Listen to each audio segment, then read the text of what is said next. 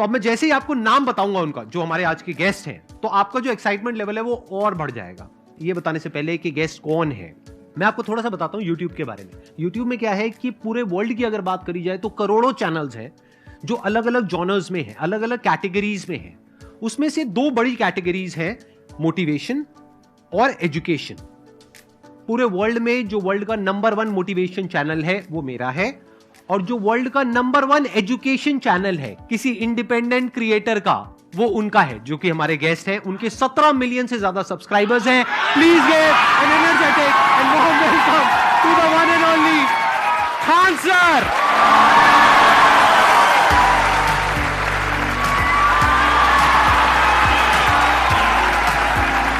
क्या जी, कैसे हैं आप?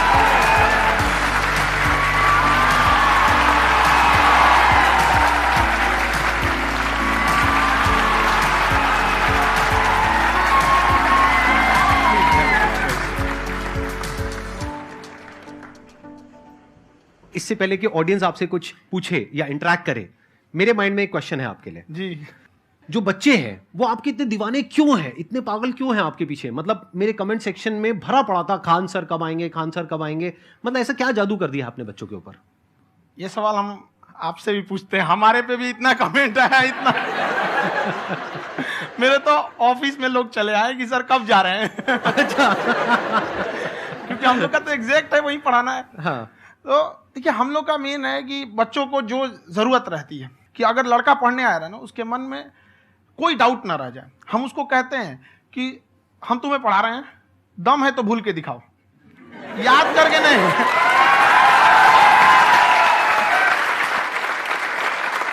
प्लस आप जिस प्राइस पॉइंट पे पढ़ा रहे हैं, आई थिंक वो सबसे कम है, वो बहुत ही कम है। सर ये जो फीस का कल्चर है, ये हमारा इंडियन कल्चर नहीं है।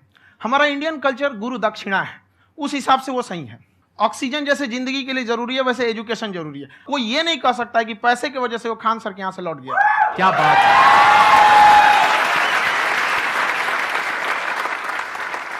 मैंने देखा कि आपका ये जो चैनल है कि ये पिछले 3 साल के अंदर अंदर ही ग्रो किया है। हमको जब चैनल शुरू हुआ तो एक दिन में हम 4-5 वीडियो बनाए। एक हमको कुछ आता, आज भी नहीं आता इतना, तो हम देख के कैमरा उमरा तो हम कंफ्यूज हो गए, बाप रे। तो हम एक ही दिन में वीडियो शूट किया, पढ़ाने वाला टॉपिक था हमको। उसके बाद कभी वीडियो नहीं, 6-7 वीडियो एक ही बार शूट कर लिए। और एक जो थे जिनका कैमरा वगैरह था, मेरे पास कैमरे भी नहीं थे उस टाइम, और कैमरा 35,000 का था। तो 6 महीना इसी में लग गया, जो 35,000 इसी में फंस जाएगा। तो उनके कैमरे से शूट किए, उन्होंने कोई चार्ज लिया, उसके बाद हम छोड़ ही दिए। लॉकडाउन लगा, तब हम कहें आप कैसे पढ़ाएंगे? हो तो 1 दिन 2 दिन करते करते अचानक लंबा हो गया। तब हमको याद आया कि ओहो, मेरा एक चैनल भी है वहाँ पे। तो उस समय उस पर लगभग 30,000 सब्सक्राइबर हो चुके थे।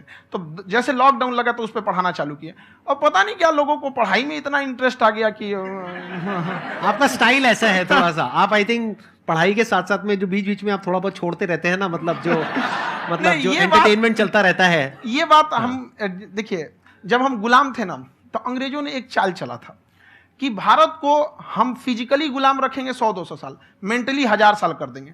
उन्होंने पढ़ाई का मॉडल चेंज कर दिया। उन्होंने ऐसा डिजाइन किया कि ये टीचर की रिस्पॉन्सिबिलिटी है, वो पढ़ा के चला जाए। टीचर की रिस्पॉन्सिबिलिटी यहां खत्म नहीं हो जाती। पढ़ाना तो कोई भी पढ़ा सकता है, टीचर की इससे बड़ी रिस्पॉन्सिबिलिटी होती है उसे समझाना। वो समझा कि नहीं समझा। अगर लड़का आपके समझाने के बाद डाउट रह गया तो ये आपकी गलती है। लड़का हमसे पूछता है सर इतनी भीड़ है आपके पास, तो कहे सर डाउट कैसे पूछेंगे? हम कह रहे यार तुम्हारा डाउट बचेगा तब ना पूछेगा तुम डाउट यहाँ पे।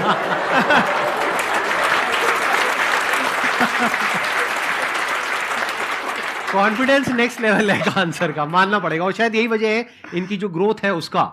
किसी ने शायद सपने में भी नहीं सोचा होगा कि पिछले 2 साल के अंदर अंदर जो आपके चैनल की ग्रोथ हुई है, जैसे आप खुद ही बता रहे हैं कि लॉकडाउन के टाइम पे आपके 30,000 के करीब सब्सक्राइबर्स थे, आज की डेट में 17 मिलियन है।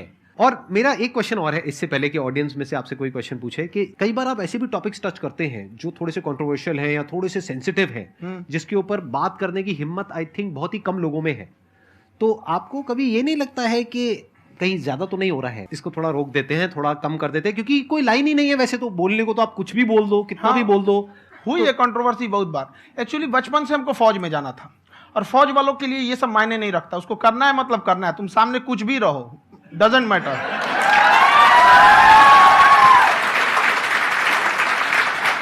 और मैंने YouTube पे देखा कुछ वीडियोस में कि आपका जो इंस्टीट्यूट है वहां पर आज से कुछ साल पहले कुछ बम गिरे थे। हाँ, कुछ गिरे थे, कुछ तो बहुत सॉलिड जगह गिरा था, फटा नहीं वो।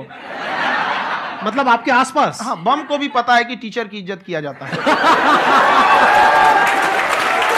क्या बात है, क्या बात है।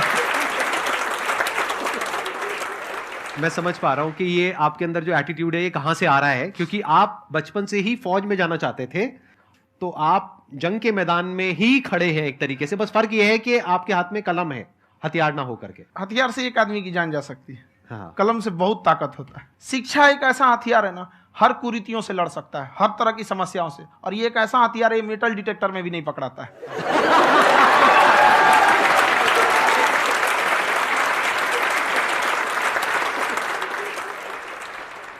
मेरा क्वेश्चन ये है कि अभी प्राइवेट ऑर्गेनाइजेशंस में पीटने का, पनिशमेंट का ये सिस्टम जो है खत्म हो गया है। हम आपके वीडियो में देखे हैं सर कि आप एक बड़ा सा रोल रखे रहते हैं, पुलिस वाला लाठी है वो, पुलिस वाला लाठी है, और स्टेज पे बुला के बच्चों को उसी से धुनाई शुरू कर देते हैं मस्त एकदम से, है ना। तो सर मतलब कि बच्चे मतलब कि डरते नहीं है आपसे, और इस तरीके से कैसे कनेक्टेड हैं आपसे, है ना। और एक और क्वेश्चन सर, यूपीएससी का जो आप अपना बैच स्टार्ट करने वाले हैं, ठीक है, उसके बारे में बताइए सर, क्योंकि मुझे मतलब कुछ इशू करना है सर, ठीक है। और संदीप सर को देख लिए, मेरा तो वैसे ही हो जाना है।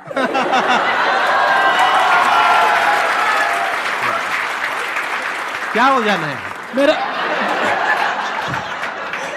पूरा कंप्लीट करो। I'll be an IAS officer next year because I have seen you, sir. My day is like complete, sir. All the best. Thank you so much, sir. Thank you. पूरा बोला करो। Thank you. देखिए, लड़कों को जहां तक पीटने की बात है, जब पढ़ाने की बात आएगी तो उसको हम पूरे बेहतरीन ढंग से पढ़ाएंगे। लेकिन जब सजा देने की बात आएगी ना, तो वो भी बेहतरीन ढंग से होगा। ऐसा थोड़ी होगा कि बस एक ही चीज बेहतरीन ढंग से होगा। और डर का होना बहुत जरूरी है। ये डर भी अपने आप में एक मोटिवेशन है, क्योंकि जब आपके अंदर एक थोड़ा सा डर रहे ना, तो डर के भागिए मत। एक ऐसा डर जिसको आप लगे कि नहीं नहीं थोड़ा सा और करने की जरूरत है, फिर तो ये हम इसको क्रॉस कर जाएंगे यहाँ पर। तो लड़कों के अंदर ये डर बनाना भी जरूरी रहता है। और रही बात यूपीएससी वाले की, जो आपने बोला, बहुत सारे लड़के वेट कर रहे हैं यूपीएससी की, क्योंकि 2-2.5 लाख फीस सारे लोग एफोर्ड नहीं कर सकते। और हमारा वही रहता है, हम तो ज्यादातर हमारे स्टूडेंट देखेंगे तो किसी के रिक्शा वाला, सब्जी वाला, यही लोग, इनको तो 2.5 लाख रुपया, इनके पास पूरी संपत्ति नहीं होती है, फीस कहाँ से भरेंगे वहां पे, उसके बाद रहेंगे कहाँ से। तो ऑल ओवर इंडिया से, कश्मीर से कन्याकुमारी तक, गरीब से गरीब भी लड़का उसको पढ़ सकता है। यही कुछ 1000 रुपये मंथली, 12-14 हजार साल का पड़ेगा, खत्म हो जाएगा इतना में।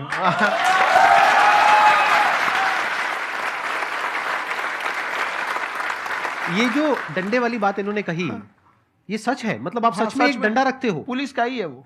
और मारते हो? हाँ, कि मतलब अगर कोई लड़की छेड़ता है या ऐसा कोई भी उल्टा पुल्टा काम पढ़ाई करता लिखाई है, कुछ भी गलती करेंगे तो पिटाएंगे वो यहाँ पे, कैमरे पे, ऑन कैमरा, जैसा भी रहे, कुछ भी पिटाना तो उनको फिक्स है। एक तो कोई मतलब विधायक जी थे, उनके लड़का को पीट दिए, तो चला है दल बल लेके अपना वहां पे। उसने घर पे नहीं बताया था कि सर ने पीटा है, बस बोल दिया कोचिंग में पीटा है।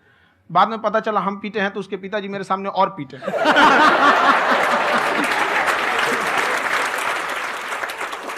सर आपका सबसे बड़ा डर क्या है, आप दोनों का? फौजी को डरे नहीं लगता है, बाकी अफसर से पूछिए। आज के सेशन से पहले कोई डर नहीं था, लेकिन अब मुझे इनकी डंडे वाली कहानियां सुन करके डर लग रहा है कि कहीं मैंने गलती से कुछ बोल दिया और इन्होंने कहीं पीछे कुछ रखा हुआ है, और यहीं आ करके अगर इन्होंने मेरी पिटाई कर दी तो बहुत बुरा हो जाएगा। तो इसलिए हमको थोड़ा डर लग रहा है।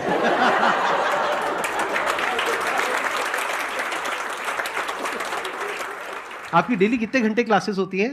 6-7 घंटे। अभी भी खुद ही करते हो आप? हाँ, हमारे स्टाफ परेशान रहते हैं। हम 1:30-2 बजे सोते हैं, सुबह 6 बजे उठ जाते हैं, परेशान रहते हैं। यार इतना क्यों करते हो, है ना? कभी तो उनको भी साथ साथ लगना पड़ता है ना? उनको साथ साथ लगना पड़ता है। हम जग गए तो कोई सोया थोड़ी रहेगा, परेशान रहते, दिन में सोते ही नहीं है बेचारा, कहीं कहीं जाके सोते रहता है। तो हम सीट बांध दिए कि भाई तुम इस समय सो जाना, तुम इधर सो जाना। आपकी शादी हो गई या नहीं हुई अभी? मेरी खुशहाली देख के आप आइडिया लगा सकते हैं।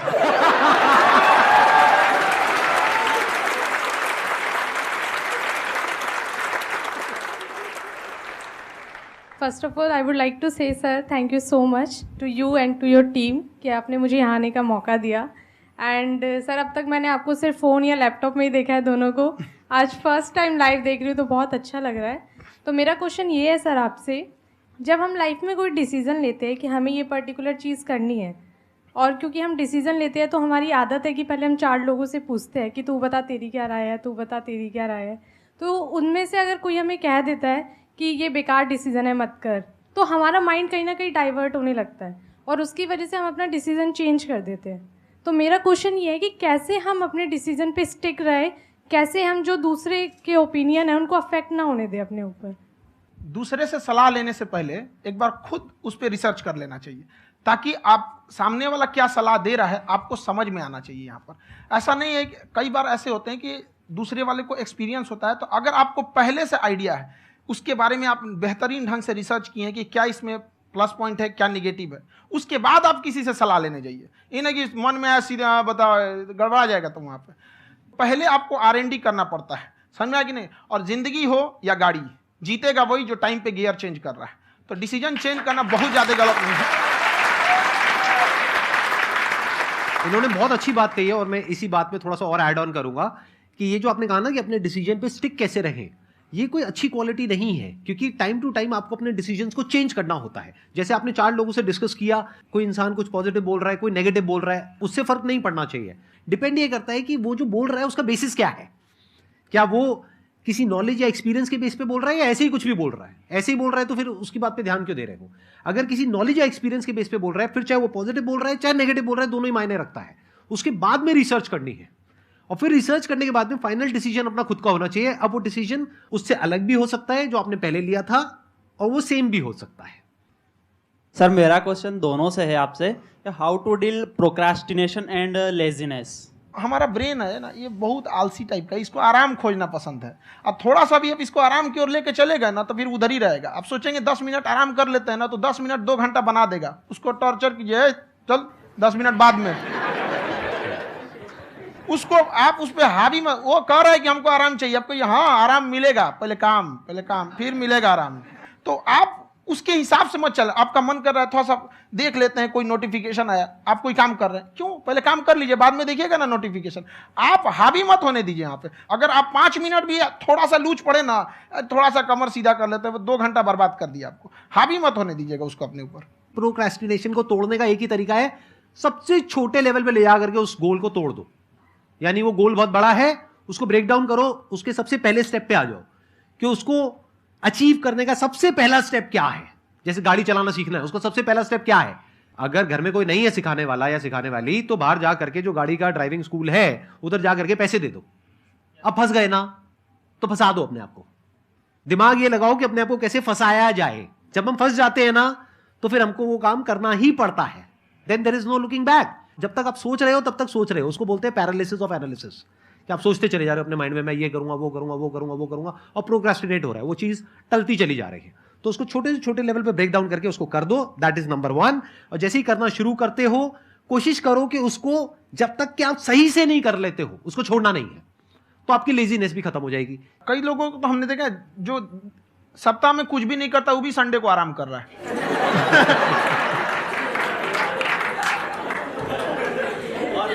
वैसे कहा भी जाता है कि अगर कोई काम आपको करवाना है ना, तो ऐसे किसी इंसान को दो जो बिजी है। हाँ। ऐसे आदमी को मत दो जो खाली है। ये परफेक्ट एग्जाम।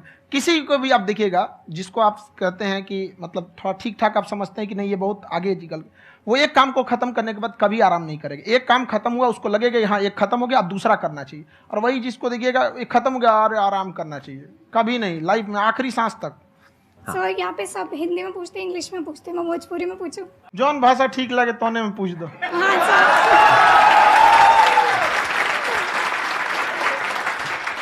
सर ये पूछे के चाहते नहीं कि जैसे हमने के पढ़ाई करे नहीं सर, तो कभी कभी डेली टारगेट्स जो होला वो कंप्लीट ना होला। अगर टारगेट्स कंप्लीट भी होला तो फिर ऐसा इरिटेशन या फिर वो एंजाइटी या फिर कि और करना है या फिर अभी नहीं हुआ, वो चीज़ हमेशा रहेला। तो वो कम कैसे करल जाए? देखिए टारगेट्स को ना हम लोग को एक अपने हिसाब से पहले फिट करना चाहिए।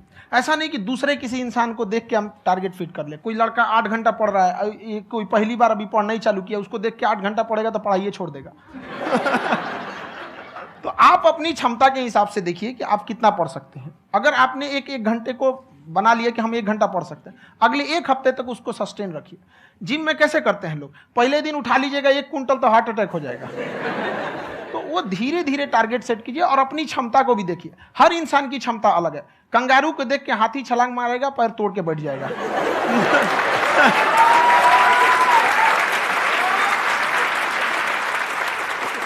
अब संदीप सर का मोटिवेशन देख के इसका मतलब क्या कि ट्रेन के आगे खड़ा हो जाएंगे, ढकेल देंगे तुमको।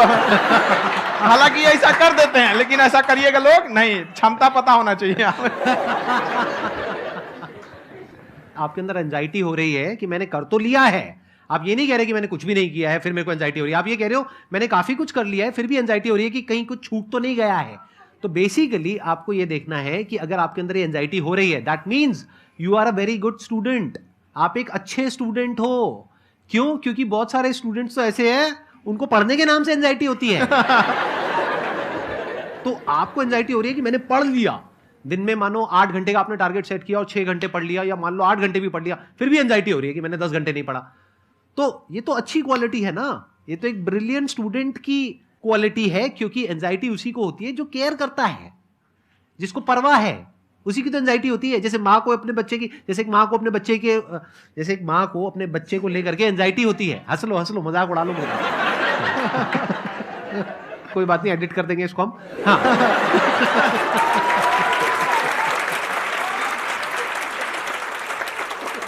जैसे एक माँ है, उसको अपने बच्चे को लेकर के एंजाइटी होती है, थोड़ी सी भी तबीयत खराब हो जाए उसको एंजाइटी होती है, चाहे बच्चा ठीक भी है, डॉक्टर को नहीं होती है। क्यों? क्योंकि माँ को उस बच्चे से प्यार है। तो दैट मीन्स कि आप अपनी पढ़ाई को लेकर के सीरियस हो, इस वजह से आपके अंदर एंजाइटी हो रही है, विच इज नॉर्मल। जहां पर प्यार मोहब्बत होती है वहां पर थोड़ी बहुत एंजाइटी तो होती ही है ना। समझ रहे हो ना मैं क्या कहना चाह रहा हूं? आप लोग समझ रहे हो ना मैं कहां जा रहा हूं? जब वो किसी और से बात करती है तो एंजाइटी होती है ना।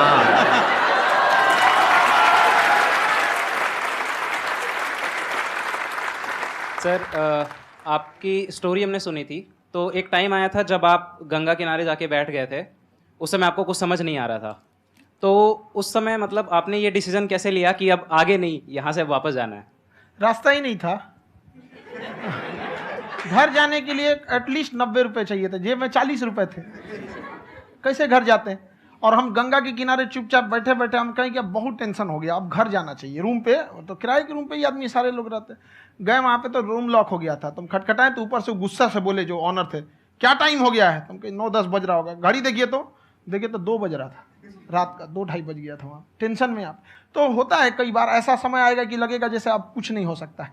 तो इससे घबराना नहीं है। कभी कभी गुच्छे की आखिरी चाबी भी ताला खोल देती है। जो बातें आपने बताई कि घर में प्रॉब्लम्स ये वो, ये तो बहुत लोगों ने फेस करी वहां पर। आप अकेले नहीं है, बहुत लोगों ने ये प्रॉब्लम्स फेस करी, बहुत तरह की प्रॉब्लम्स देखी, बहुत तरह की स्ट्रगल्स देखी, लेकिन वो सब इतने कामयाब नहीं हो पाए जितने कि आप हुए। तो आपके अंदर ऐसा कुछ ना कुछ है जो औरों के अंदर नहीं है। तो वो मैं जानना चाह रहा हूं कि वो ऐसा क्या था जहां से कि आपका दिमाग यहां तक सोच पा रहा है कि मैं पूरे इंडिया में इतने बड़े लेवल का चेंज लेकर के आ सकता हूं, एजुकेशन फील्ड में रेवोल्यूशन लेकर के आ सकता हूं। ये सोचना ही बहुत लोगों के बस का नहीं है। मेरी एक खुद की थिंकिंग, अगर हमको कोई 100 रुपए किसी काम के लिए दिया, हम सबसे यही कहते हैं, तो हम कोशिश करते हैं उसे 200 का रिटर्न दे। अगर कोई हमसे 200 रुपया फीस दे रहा है, 250 दे रहा है, तो हम उसको ये कोशिश करते हैं कि तुम्हें ऐसा लगे कि नहीं भैया हमने 10-20 हज़ार का पढ़ लिया यहाँ पर। वो ईमानदारी से कभी कमी नहीं। और हमेशा अगर हम प्रॉमिस एक्स का करते हैं तो डिलीवर 4x करना चाहते हैं। ध्यान से सुनना और ध्यान से समझना इस फर्क को। अगर आप समझ पाए तो बहुत आगे जाओगे लाइफ में। एक वो होते हैं जो ये सोचते हैं कि हमें सब कुछ मिल जाए, हमें कुछ भी करना ना पड़े। दूसरी कैटेगरी होती है लोगों की जिनको जितना मिलता है उसमें भी चोरी चकारी करते हैं या कोशिश करते हैं कि उससे कम दे सामने वाले को जितना कि हमें मिल रहा है। तीसरी कैटेगरी होती है लोगों की, जो इनके जैसे लोग होते हैं।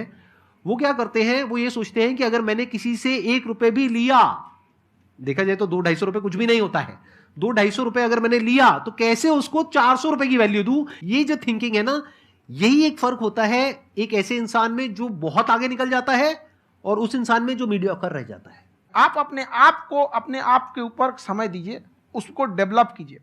जब आप अपने आप के ऊपर खर्च करते हैं तो आने वाले समय में लोग गूगल पे आपको सर्च करते हैं। क्या बात है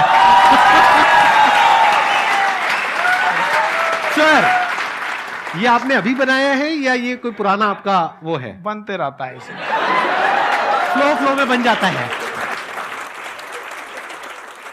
आपके अंदर ना सर एक कवि छुपा हुआ है कहीं ना कहीं जो बाहर आना चाहता है। कभी ना कभी आपने सोचा होगा कुछ कभी कभी देखिए, एक चीज है, संगत का बहुत अच्छा असर पड़ता है। ये चीज को हमेशा, संगति का मतलब लोग हल्के में ले लेते हैं। संगति का मतलब होता है संग संग गति।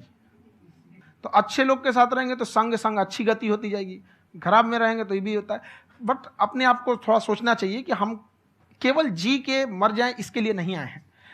लोग कहते हैं कि सर नाम क्यों नहीं बताते अपना। हमारी एक ही सोच है कि जाने के बाद इस दुनिया से हमको मतलब एक चीज देना चाहते हैं स्टूडेंट्स को, कि वो याद करें कि इस पैसे की भाग दौड़ की दुनिया में हर कोई दोनों हाथ से लूटने में लगा है, खाली हाथ जाने के लिए ये सबको लगा है। तो हर कोई को ये सोचना चाहिए कि था कोई इंसान जो इतने कम फीस में इतनी शिक्षा जो महंगी थी, जो कमाने का रास्ता था, उसको भी एकदम कंपटीशन इतना कर दिया कि अब लोगों को अपनी फीस बढ़ाने में डर लगता है कि अरे यार, लड़का कमेंट करता है कि खान सर इतना ले रहे हैं, आप बहुत बड़ा टीचर हो गए।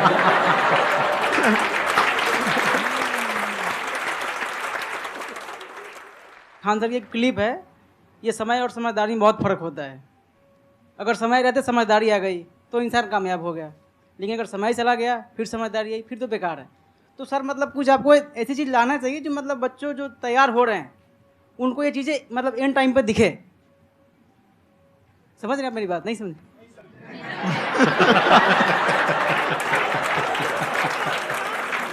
यही होता है सर, सर का मोटिवेशन ज्यादा हो जाता है।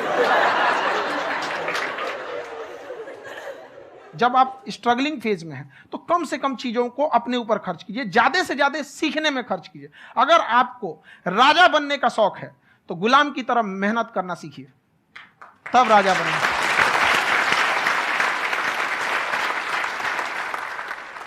ये दुख, ये दर्द, ये सब तेरे अंदर है। तू अपने बनाए इस पिंजड़े से बाहर निकल के देख, तू अपने आप में एक सिकंदर है।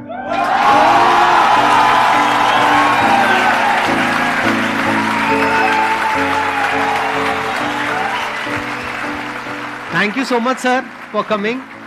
बहुत मजा आया मेरे को आपके साथ में इंटरेक्ट करके। आई एम श्योर आप लोगों को भी बहुत मजा आया होगा।